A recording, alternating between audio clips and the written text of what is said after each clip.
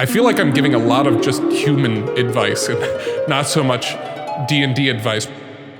Removing a player. So a friend of mine's boyfriend recently joining our... Oh my gosh, this is gonna be hard to read. So a friend of mine's boyfriend recently joined our D&D group and it was going fine for a while, but he's constantly at our apartment in addition to the D&D group and I can't stand him anymore.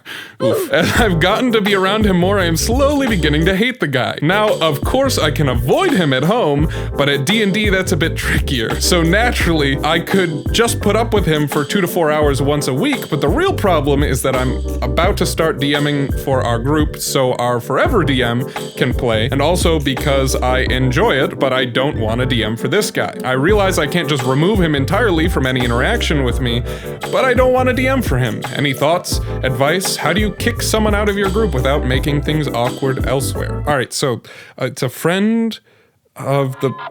It's a friend's boyfriend, and he's always hanging around. And an edit to cover some commonly asked questions. So I'm not the only member of the group who dislikes him. We all do, minus the one who's dating him, obviously. But the rest of the group sees him much less than I do, so they are willing to put up with it for a few hours a week. They have to, whereas he practically lives here. Another question to cover, he's got some hard and fast dumb opinions about a lot of things. Pretty much assume he has every opinion of your typical 50-plus-year-old Republican in the body of a 20-year-old. Ah, the good old boys. The kind of guy who thinks these things because that's what their parents thought and they've never bothered to have a unique thought. Well, here's the deal. Whether or not somebody shares your political beliefs, they should be able to get along with you as a reasonable, decent human being, and it seems like everybody else is not a fan of this, but most people tend to not like confrontation, and so it might come down to you. Well, you know what? My advice would be to talk to the friend of yours who is dating this person and have a conversation with them about how, hey, I don't really enjoy being around this person. He's here a lot. I get that, you know, you can hang out with him, but I don't really want a DM for him. You talk to that person about it. How they react will maybe be messy, but that will inform how you handle the rest of the situation. It could be, I've seen this happen before, where that friend is so attached to the person they're dating that they freak out at you and they can't see past their own relationship, and so then you have to lose both of them from the group. I've been a part of a group where that happened. But hopefully your other friends are decent enough that they will understand this, and then you can start a group without the friend of yours or their boyfriend. Again, it's a tough thing, but this interpersonal conflict and finding the right group is what's gonna make it the best experience for you and everybody else who's part of the group in the long run. Ooh, this one's about Cairn, which is an RPG that I really enjoy. I've never played a TTRPG before, looking for guidance. Or they say TRPG, which lets me know that they're new. One of my friends said they wanted to play a TRPG. Another friend expressed interest, and I thought it would be fun as well. We all have very little experience with the genre and not enough desire to invest much time into learning so much. I found Cairn, and it seems like it might be the best TTRPG for our situation. I would like to be the GM and make my own story. It seems more fun to make your own, as well as easier than trying to understand someone else's story. I understand that I should have the two of them make characters, and I should make the story work with those characters, and that's about the extent of my knowledge. Any general guidance for us? Is Cairn a good choice for us? Any guidance for understanding the role of a game master? Any guidance on the story? Any help would be greatly appreciated. Well, first of all, Cairn is an excellent choice, especially if you're just getting into things. It is an extremely short and easy to understand tabletop RPG while also being incredibly fun. And as you grow in the hobby, if you decide you like it and want to invest more time and effort and money into it, then you can... what's the word? You can supplement Cairn with other types of rule sets, if you so choose. Next, my major piece of advice for you as a new game master would be to avoid the concept that you are preparing the story.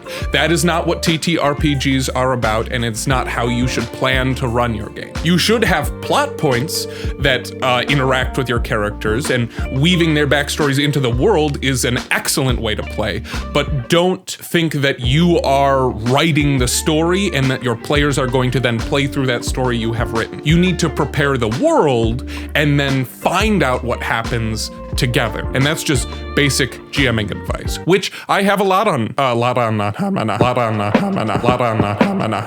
which I have a lot of on this channel if you want to check out some of my videos, or probably more experienced and better videos than me, Matt Colville. He is the single biggest resource that I had when learning how to GM. And it doesn't matter that his are vaguely tied to 5e and that's the products that he releases, because his videos are excellent advice for anyone game mastering any kind of TTRPG. But yeah, Karna's an excellent choice. Just jump into it. Don't worry about getting everything right. The key is making sure that everybody has fun and that you're respecting everybody's agency, especially your players, and their thoughts and feelings, you know?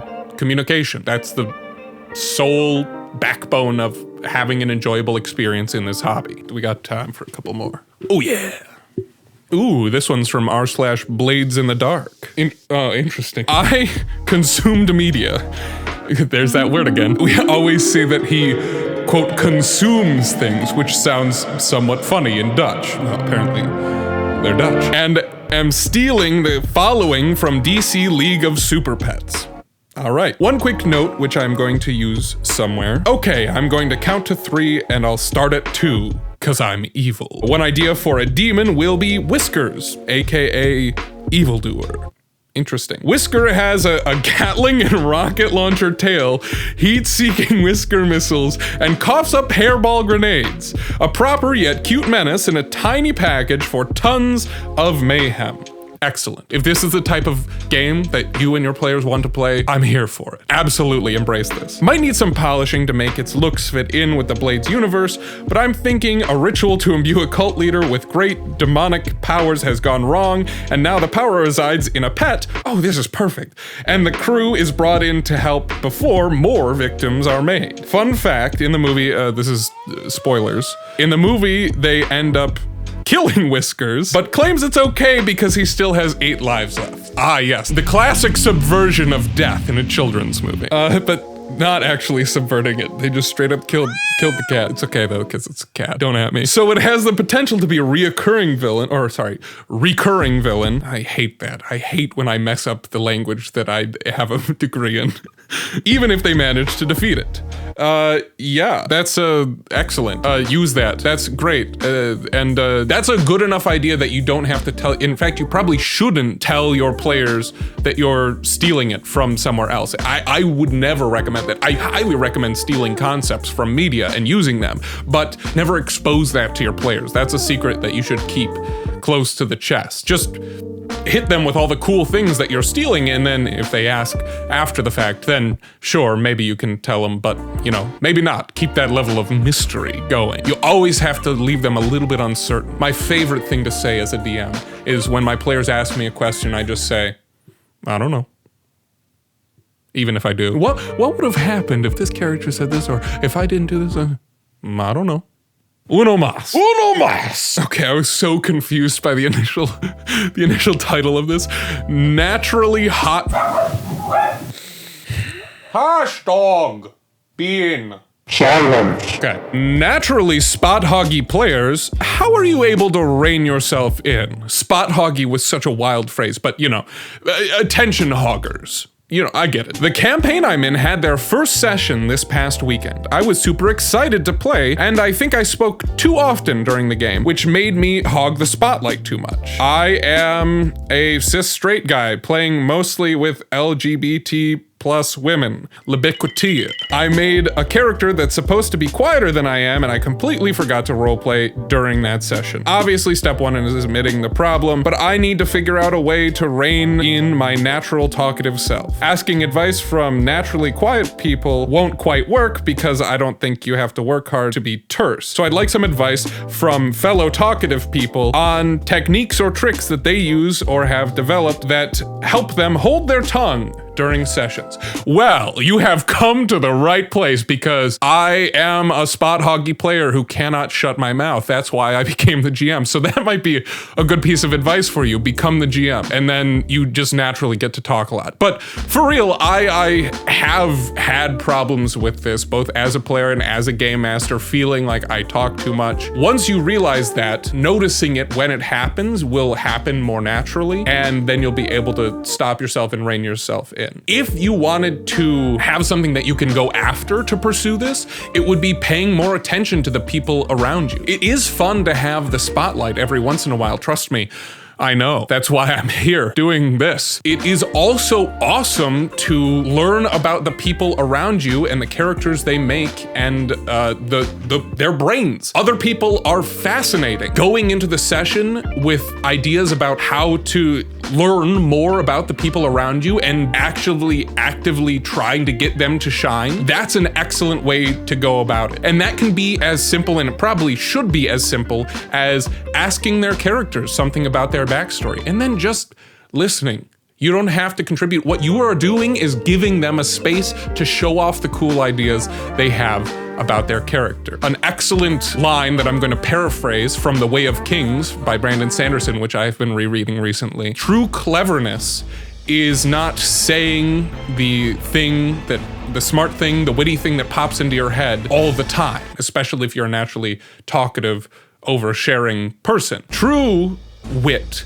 is saying the clever thing only when it is the specific right time for that clever thing. Save it until it's a really, really good opportunity, or you have the perfect thing to say, but that'll make it worth more, and it'll make other people enjoy your presence more.